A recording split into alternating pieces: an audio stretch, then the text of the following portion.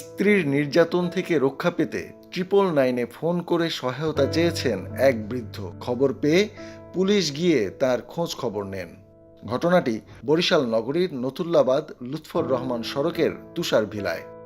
দীর্ঘদিনের প্যারালাইজড ওই বৃদ্ধ মোহাম্মদ খলিলুর রহমান জানান, পূর্বে বিডিআরে চাকরি করতেন।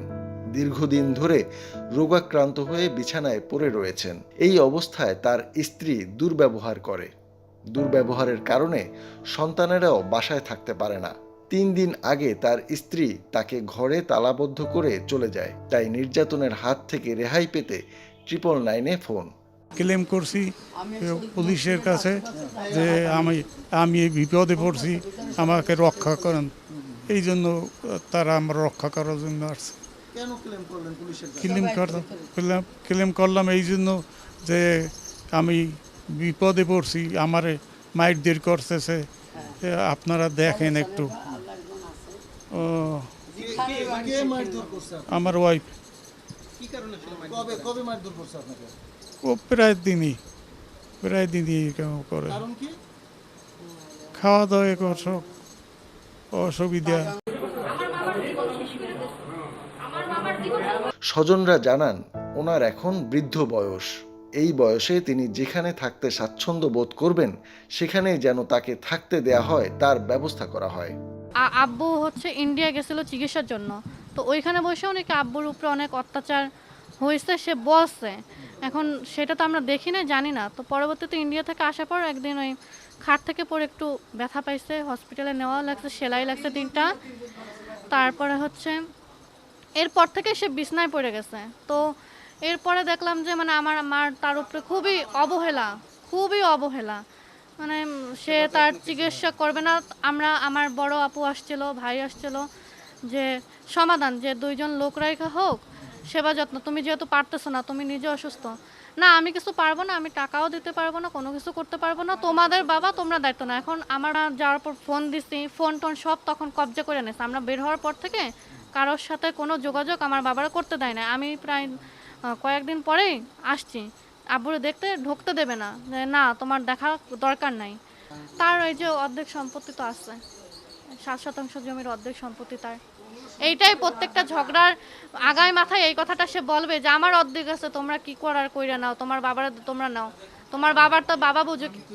এবং যেদিন সে রাইখে গেছে, আমি ওই দিন 12টায় যে সে বের হয়েছে, আমি 12টায় ফোন দিছি যে আব্বু তুমি কোথায় আছো, কি করতেছো? বলে যে আমি ফোন 2-3 বার দিছি কিন্তু সে ধরে নাই। পরে ধরে বলে কি, আমার ফোন ধরার টাইম নেই, আমি ফোন ধরতে পারবো না, তোমাদের ফোন ধরার জন্য কি আমি বইলেই ফোনটা সুইচ অফ করে দিচ্ছে। আর কথা বলছে, আমি তাড়াতাড়ি ওই মুহূর্তে ওই বাসা থেকে আইসা দেখি যে মানে তালা ওই ভাড়াটিয়ার কাছ থেকে চাবি নিয়ে খুলে দেখি যে তার গায়ে কি কোনো কিছু নাই। আমি এখন চাচ্ছি আমার বাবা যেখানে থাকতে চাচ্ছে, সুস্থভাবে থাকতে চাচ্ছে, সে যাক। তবে এসব অভিযোগ অস্বীকার করেন তার স্ত্রী হোসনে আরা বেগম। মিথ্যা বাবা, সব মিথ্যা। বেলার থেকে নিয়ে আসছি বাজার, এই ট্রান্সফর্মার আসার পর দেখো বিমানে এসছে। আমি শোনা আমি রে আনার পর 3 দিনের জন্য হয়তো পড়ে গেছে, সেই জাহাজে ঘুরছি, আমার মুখে গন্ধ গেছে না, তার ময়লা পরে ওই যে আনছে আপনার, ওই যে কি জানো, আমি আজাদ টুকেল গেছে, আমার কেস আছে স্যার। কেন মিথ্যা বলবো না পাবে কিভাবে, আমার কোথায় নেব, চলো আমি যাবো। আমি নির্দোষ, একটু অপেক্ষা করে আমার বোন।